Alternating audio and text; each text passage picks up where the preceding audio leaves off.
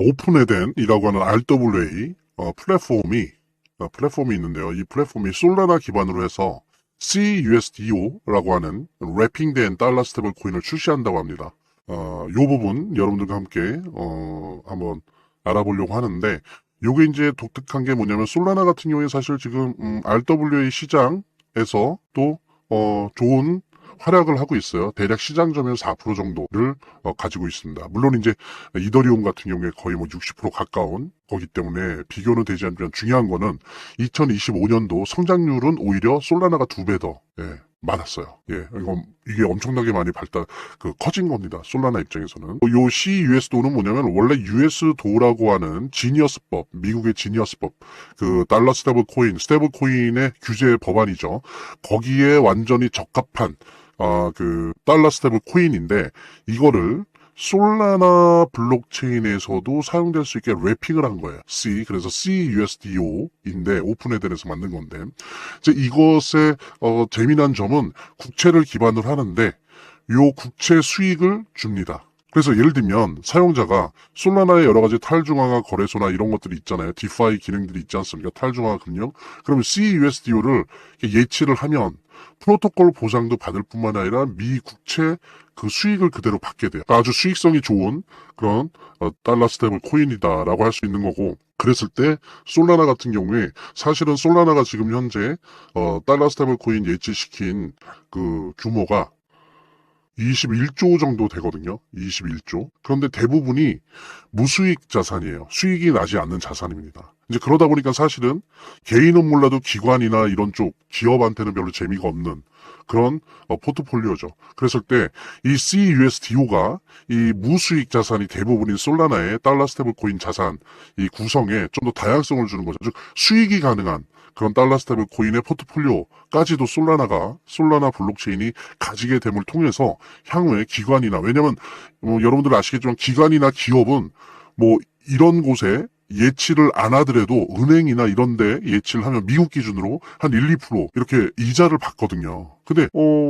그것이 일반적이기 때문에 기업이나 기관의 자금을 예치를 하려면 어느 정도 수익을 줘야 됩니다. 그랬을 때 수익이 없는 이런 달러 스테이블 코인으로는 기관이나 기업을 끌어당길 수가 없거든요. 그게 이제 솔라나 달러 스테이블 코인 요 자산들의 특징인데, 좀 한계라고 할 수 있는데, 요 오픈에덴이 USDO를 래핑해서 솔라나에서 CUSDO를 출시함을 통해서 이제 솔라나에는 수익형 달러 스테이블 코인이 가능하다라고 하는 것. 그래서 향후 포트폴리오도 다채롭게 만들어줄 뿐만이 아니고 개인에게도 그렇지만 특히 기관과 기업에게 매력을 느끼게 할 수 있는 그런 달러 스테이블 코인 자산 운용이 가능해질 수 있다. 그래서 솔라나에 많은 기관과 기업의 자산이 올 수 있는 그런 유인책이 될 수 있다는 부분들 여러분들 같이 공유하면서 재단에 관련된 이야기 나눠보도록 하겠습니다. 차트를 제대로 보는 것도 중요하고 또 거시경제 상황들을 보는 것도 중요하고 매우 중요하지만, 결국에는 사실은 이 모든 거를 무시하더라도 재단이 어떻게 하느냐가 사실은 이 암호화폐의 성패를 좌우하는 가장 큰 요소라고 하는 거를 우리가 모두 다 느낄 수 있는 거거든요. 그래서 제가 좀 과장을 하면, 오히려 암호화폐를 통해서 돈을 제대로 버는 사람들은 물론 차트도 보고 거시경제도 보고 하지만 가장 1차적으로 핵심적으로 보는 게 그 암호화폐를 발행한, 제작하고 있는, 공급하고 있는 재단의 정책과 재단의 상황들을 보거든요. 재단의 어떤 정책들만 봐도 우리들은 이 암호화폐 투자를 통해서 막대한 수익을 얻을 수가 있는 겁니다.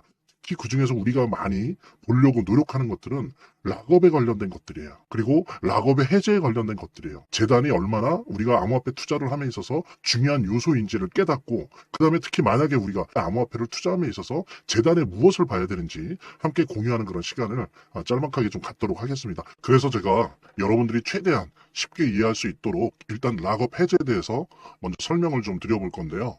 이제 락업 해제라고 하는 거는 투자자 보호 차원에서 초기 투자자들이 일정 기간 동안 매도할 수 없도록 물량을 잠가두는데, 이거를 풀어주어서 자유롭게 매도할 수 있게 해주는 걸로 의미합니다. 그래서 통상적으로는 락업 해제 이후에는 대규모 물량이 시장에 풀리기 때문에 강력한 매도 압력으로 작용해서 가격이 급락하는 모습을 보여주게 되는 거죠. 그런데 우리가 이제 주목해야 될 점은 락업 해제 직전의 모습입니다. 락업 해제 후에는 대부분 급락이 오거든요. 그렇지만 그 전에는 대부분 가격의 급등이 연출되기 때문이죠. 왜냐하면 이제 세력들이 대량 매도를 하기 위해서는 가격이 올라가야지만 수익을 보고 매도할 수 있기 때문인데요. 충격적인 건 이걸 위해서 재단이나 프로젝트 측도 가격을 인위적으로 끌어올린다는 거죠. 실제로 리플이죠. 리플의 CEO 갈링하우스 같은 경우에는 이 락업 해제 전에 가격을 뻥튀기 시키기 위한 그 시세 조작을 한 적이 있었고 이게 발각이 된 적이 있습니다. 물론 본인은 이에 대해서 극구 부인을 했지만 모든 정황을 볼 때 사실은 이미 알 사람은 다 알고 있는 거죠. 그러니까 이런 일을 하는 이유는 초기 투자자들 때문이에요. 이 초기 투자자들에게 수익을 줘야지 어떤 보상 개념의 수익을 줘야 추가적인 투자 유치를 할 수 있는 거죠. 그 초기 투자자들 뿐만이 아니라 그 외에 2차, 3차 투자자들을 모집하기 위해서는 이런 초기에 부풀리기, 뻥튀기가 필요한 겁니다. 예.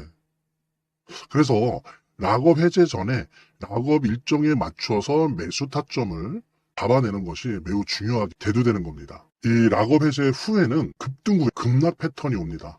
이제 그러기 때문에 락업 해제 전에 매수를 해야 되고 락업 해제 후에는 이제 매도를 해야 되는 거죠. 이래야지 이제 엄청난 수익이 가능해지는 건데요. 제가 특정 경로를 통해서 이 재단 측의 어떤 락업 해제 일정을 입수를 했거든요. 예, 근데 이 해당 문서는 기밀 문서이기 때문에 일단 중요한 내용은 이렇게 제가 좀 모자이크 한 거 좀 양해 바라고요.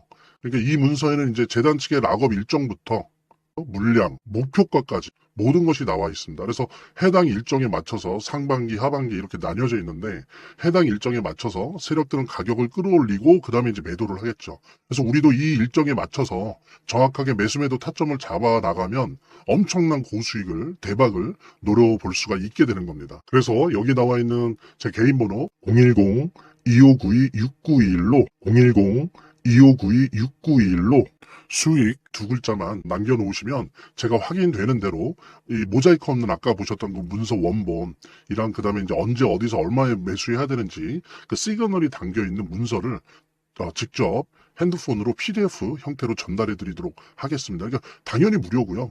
자, 오늘 영상은 이쯤에서 마무리하고요. 다음 시간에 더 좋은 영상으로 인사드리도록 하겠습니다. 감사합니다.